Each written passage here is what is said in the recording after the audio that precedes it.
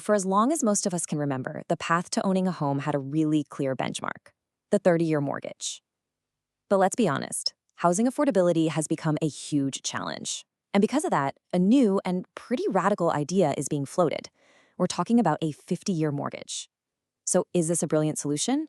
Or is it a really risky gamble? So that's the big question we're tackling. Could stretching a home loan out over half a century actually, make buying a home easier for people?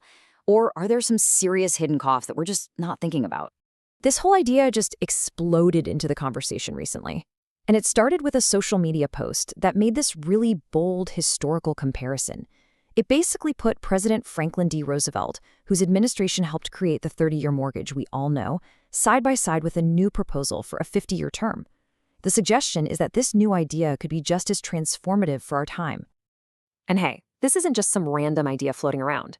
It was championed on social media by the philanthropist Bill Pulte, and he quoted a key figure in the Trump camp saying, "Thanks to President Trump, we are indeed working on the 50-year mortgage, a complete game changer." I mean, wow, a complete game changer.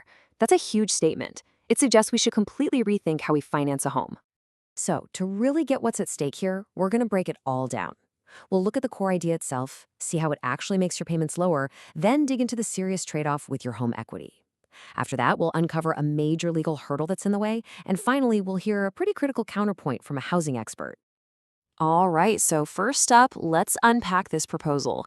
It really kicked off from that social media announcement, and its goal is super simple: do something about the high cost of homes that's locking so many people out of the market. And the tool they're proposing to fix it? A much, much longer loan. Okay, now for the main selling point, the part that gets everyone's attention right away. For pretty much any home buyer, the number one thing they care about is that monthly payment. And a 50-year mortgage is designed to do one thing really well: shrink that number. So let's look at the actual math, because this is where it gets interesting. Take a $400,000 home, for example. With a normal 30-year loan, you're paying a little over $2,000 a month for your principal and interest. Now, if you stretch that out to 50 years, the payment drops to about $1,800. That's a couple $100 a month right back in your pocket. And this chart really drives that point home. You can see a really nice drop when you go from a 30 to a 40-year loan. But check out the difference between the 40-year and the 50-year bars. The savings get a lot smaller. You're adding a whole extra decade to your loan, but you're only getting a little bit more of a reduction in that monthly bill. So this is the crucial part. That lower monthly payment, well, it doesn't come for free. There's a major, major trade-off, and it has everything to do with one of the most powerful ways that families build wealth: home equity. To put it really simply, home equity is the part of your home that is actually, truly yours. Every time you make a mortgage payment, some of it goes to the bank for interest, and the other part, the principal, goes to paying down your debt. That's you increasing your ownership stake. It's how you build wealth over time. And right here, this is the fundamental conflict.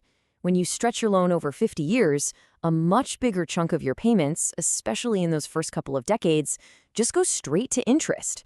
So yeah, your monthly bill is lower, but your wealth, your actual ownership of the house, it grows at a painfully slow pace.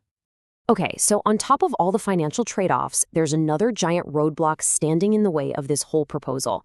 It's not just about banks deciding to offer these loans. It would actually require changing federal law. Right. So after the 2008 financial crisis, Congress passed the Dodd-Frank Act to try and make the whole system safer. A really key part of that is something called the Qualified Mortgage Rule, or the QM rule. It's basically a set of guardrails for what counts as a safe, standard, and reliable mortgage. And right now, those guardrails are very clear. They do not allow for mortgage terms as long as 40 or 50 years.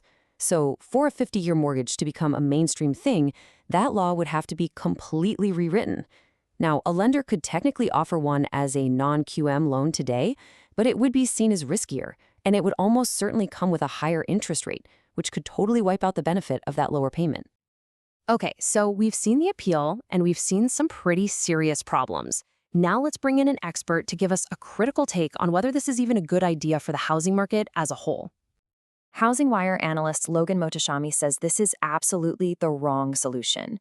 He says, "I understand that we have housing affordability challenges, but subsidizing more demand from 30 to 50-year mortgages is not the policy we want to take now." His main point is that this doesn't create a single new house. It just creates more demand.